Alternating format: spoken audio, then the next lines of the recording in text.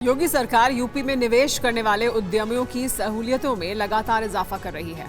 प्रक्रियाओं को आसान और हाईटेक बनाया जा रहा है। यूपी में निवेश करने वाले उद्यमियों के सारे इंसेंटिव्स ऑनलाइन ही प्रोसेस किए जाएंगे। निवेश सारथी पोर्टल पर उद्यमियों के आवेदन का झटपट वेरिफिकेशन होगा और इंसेंटिव मिलेगा। उद्यमियों के निवेश सारथी पोर्टल पर इंसेंटिव्स के लिए आवेदन करने के बाद ऑनलाइन इंसेंटिव मैनेजमेंट सिस्टम अपना काम शुरू कर देगा। उद्यमियों के आवेदन के वेरिफिकेशन की प्रक्रिया पूरे होते ही इंसेंटिव और कंसेशन मिल जाएगा। वेरिफिकेशन में कोई कमी पाए जाने पर उद्यमियों को रिव्यू का मौका मिलेगा और इसके लिए उद्यमियों को 15 दिन रिस्पॉन्स समय मिलेगा। योगी सरकार ने निवेश प्रोत्साहन की विभिन्न नीतियों में दिए जाने वाले इंसेंटिव और कंसेशंस को प्रभावी रूप से लागू किए जाने के खास दिशा निर्देश जारी किए हैं।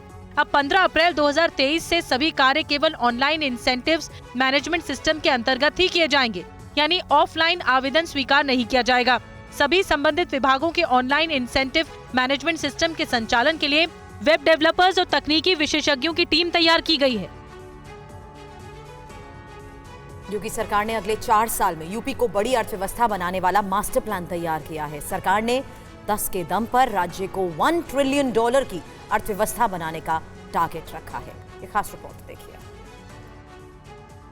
राज्य को मिले 35 लाख करोड़ के निवेश से योगी सरकार का आत्मविश्वास बढ़ा हुआ है। अब सरकार यूपी को देश की सबसे बड़ी अर्थव्यवस्था बनाने वाले लक्ष्य की ओर बढ़ने लगी है। सीएम योगी ने राज्य को 2027 तक $1 ट्रिलियन यानी 82 लाख करोड़ रुपए की अर्थव्यवस्था बनाने के बड़े लक्ष्य को साधने के लिए 10 सेक्टर तय किए हैं।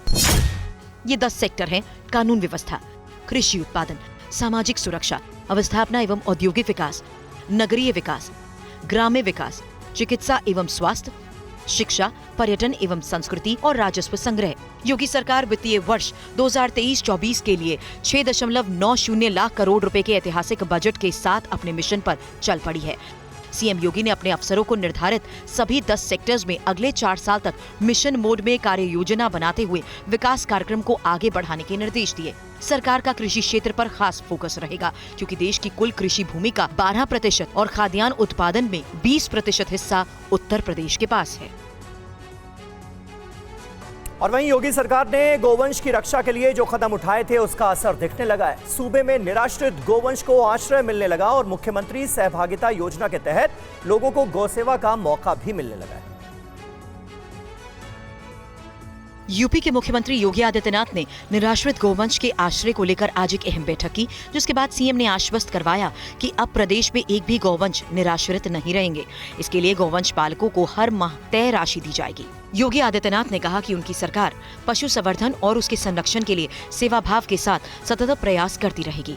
ये सीएम योगी के प्रयासों का ही नतीजा है कि यूपी में गोवंश संरक्षण के लिए संचालित मुख्यमंत्री सहभागिता योजना के तहत 1,77,000 से ज्यादा गोवंश आम लोगों को दिए गए। पोषण मिशन के तहत 3,598 गोवंश दिए गए। गोवंश सेवा के लिए 900 प्रतिमाह देने का निर्देश दिया गया।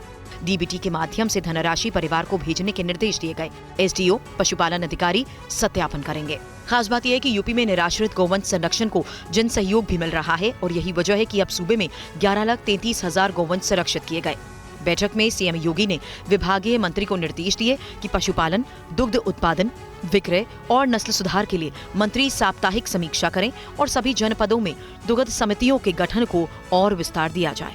यूपी किसानों को योगी सरकार ने बड़ी राहत दी है। बजट में की गई घोषणा के बाद 1 अप्रैल से सिंचाई की बिजली मुफ्त मिलने लगी है और इससे किसान बेहद खुश है। देखिए किन किसानों को यूपी में मिल रही है फ्री बिजली।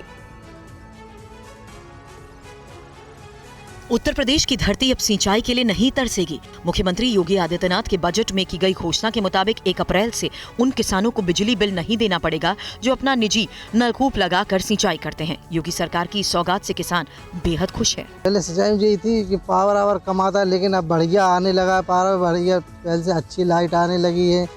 सिंचाई टाइम से होती है, टाइम से घर पे चले जाते हैं। दिक्कत में थी, लाइट भी कम आती थी, पैसा भी देना पड़ता था।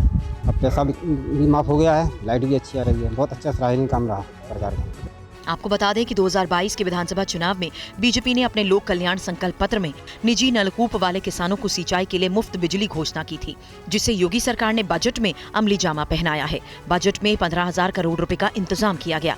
पावर कॉर्पोरेशन ने 1 अप्रैल से किसानों को ये सुविधा देनी शुरू कर दी है। योगी सरकार ने यूपी चुनाव के दौरान बिजली बिल माफ करने की घोषणा की थी और वित्तीय वर्ष 2022-2023 में निजी नलकूप उपभोक्ताओं के बिजली बिल में 50% की छूट दी थी। माफियाओं के खिलाफ योगी सरकार की जीरो टॉलरेंस की नीति के तहत यूपी पुलिस हर गुनहगार को सलाखों के पीछे पहुंचा रही है। पुलिस ने कल जिस अखलाक को गिरफ्तार किया था, आज उसके गुनाह का वीडियो भी सामने आया। माफिया के खिलाफ योगी सरकार का एक्शन जारी है। हर गुनहगार के गुनाह का हिसाब हो रहा है। माफिया अतीक अहमद एक गुनाह में भले ही साबरमती जेल की सलाखों के पीछे उम्र कैद की सजा भुगत रहा हो, लेकिन यूपी पुलिस चैन से नहीं बैठी है। उससे जुड़े हर शख्स के गुनाह का हिसाब हो रहा है। अतीक के जिस बहनोई को यूपी पुलिस ने कल मेरठ से गिरफ्तार किया, उसकी साजिश के सबूत सामने आए हैं। डॉक्टर अखलाक ने उमेश हत्याकांड के शूटरों को अपने घर में पनाह दी थी। अखलाक के घर का ये सीसीटीवी तस्वीर देखिए, जिसमें उमेश पाल हत्याकांड का आरोपी बमबाज गुड्डू मुस्लिम अखलाक के घर में आता दिख रहा है। उसके हाथ में एक बैग है। गुड्डू मुस्लिम घर के भीतर आता है, आराम से सोफे पर बैठ जाता है, वह परिवार के लोगों से गले मिलता है। उमेश पाल की हत्या 24 फरवरी को हुई थी और ये सीसीटीवी फुटेज 5 मार्च का है, यानी वारदात के बाद उमेश पाल के हत्यारे कई दिनों तक यूपी में ही मौजूद रहे। वहीं अतीक से पूछताछ के लिए प्रयागराज पुलिस एक बार फिर साबरमती जेल पहुंची है। 31 दिसंबर 2021 में बिल्डर जीशान ने प्रयागराज के करेली थाने में अतीक के बेटे अली के खिलाफ 5 करोड़ की रंगदारी मांगने का केस दर्ज कराया था। अतीक भी इस केस में आरोपी है।